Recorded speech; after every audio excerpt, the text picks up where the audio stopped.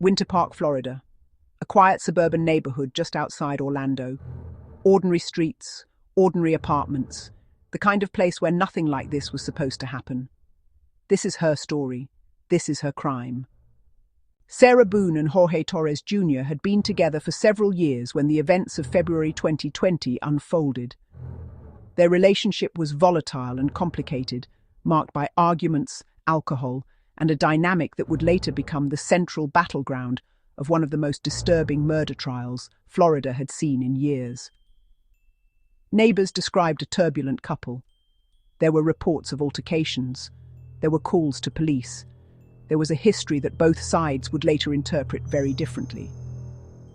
But on the evening of Sunday, February 23, 2020, they were together in Sarah Boone's apartment in Winter Park, Florida, and they had been drinking. According to Sarah Boone, the evening began as a game. She and Jorge had been drinking wine and decided to play hide and seek.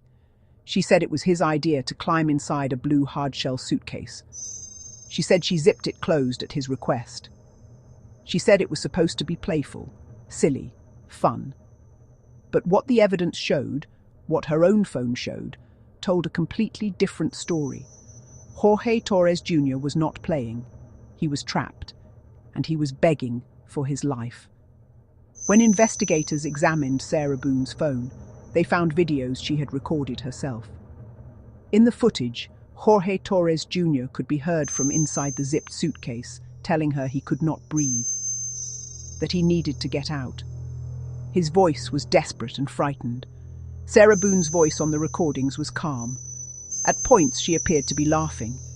She later told the court she had recorded the videos so Jorge could understand how she felt, so he could see himself and become a better person.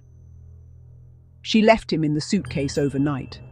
By morning, Jorge Torres Jr. was dead. He died of asphyxiation. Sarah Boone was arrested on February 25, 2020, after police found her boyfriend dead inside the suitcase at her Florida apartment. When officers arrived, she told them they had been playing hide and seek and that the game had gone wrong. But the videos on her phone told investigators everything they needed to know. She was charged with second-degree murder. The case quickly gained national attention. The blue hardshell suitcase became one of the most recognizable pieces of evidence in recent true crime history. People could not look away. What followed was one of the most chaotic pre-trial periods in recent Florida legal history. Sarah Boone went through attorney after attorney, firing lawyers, filing complaints, submitting handwritten motions to the court. At one point, she submitted a 58-page letter to the judge. The case was delayed repeatedly, over 4 years. The Torres family waited. Jorge's mother, Blanca, waited. His children waited. 4 years of postponements, legal chaos, and a defendant who seemed determined to derail her own proceedings at every turn. Sarah Boone's trial finally commenced on October 14, 2024.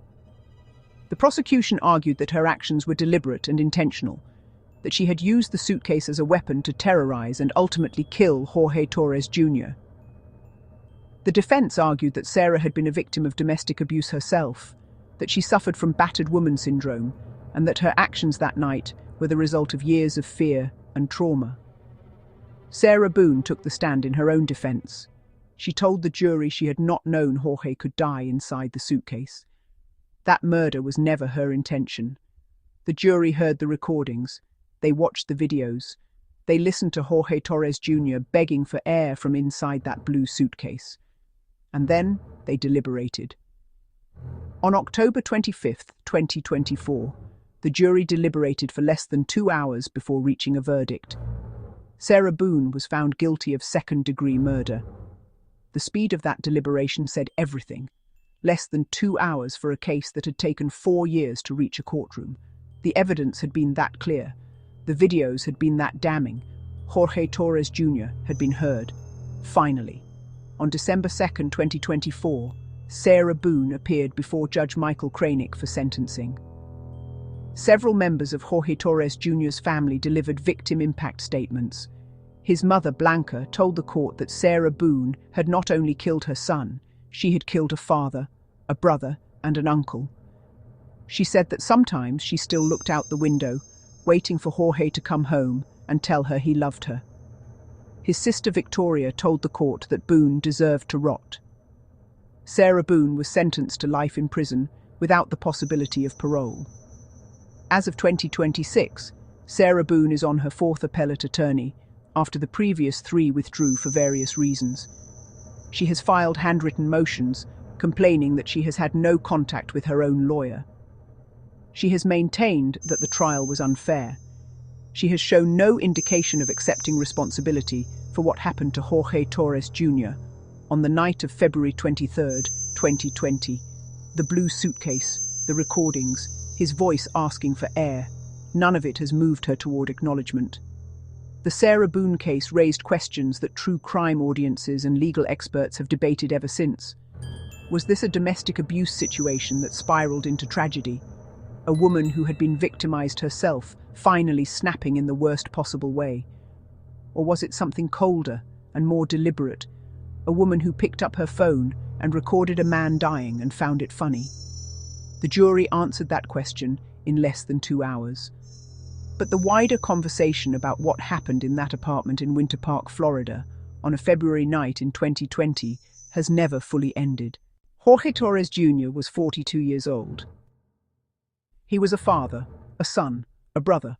He spent his final hours inside a suitcase asking for help that never came. He deserved so much better than the end he was given.